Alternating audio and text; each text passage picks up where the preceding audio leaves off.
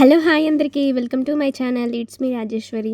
ఈరోజైతే అవకాడోతో అయితే నేను మిల్క్ షేక్ అయితే చేయబోతున్నాను. మనమైతే ఒక అవకాడోని తీసుకొని, అవకాడో ఇలా పండుగా ఉంటే ఇట్లా థిక్ బ్లాక్ కలర్లో ఉంటే అది బాగా పండుగా ఉన్నట్టు.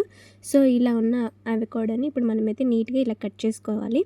ఇలా కట్ చేసి ఒకసారి రౌండ్గా ఇలా తిప్పితే లోపల ఉన్న సీడ్స్ని పక్కన పెట్టేసి మనమైతే నీట్గా తీసేసి పక్కన పెట్టేయాలి. ఇలా పక్కన పెట్టిన తర్వాత పండుగుంది కాబట్టి పీల్ మనం ఇలా అనంగానే ఈజీగా వచ్చేస్తుంది. సో ఇలా పీల్ మొత్తం తీసేసి నీట్గా ఒక మిక్సీ గిన్నె అయితే తీసుకోవాలి. ఒక మిక్సీ గిన్నెలో మనం ఈ అవకాడోని చిన్న చిన్న ముక్కలుగా కట్ చేసుకొని ఈ విధంగా వీడియోలో చూపించిన విధంగా వేసుకోవాలి. ఇలా వేసుకున్న తర్వాత ఆ మిక్సీ గిన్నెలో తగినంత పాలు కూడా యాడ్ చేసుకోవాలి.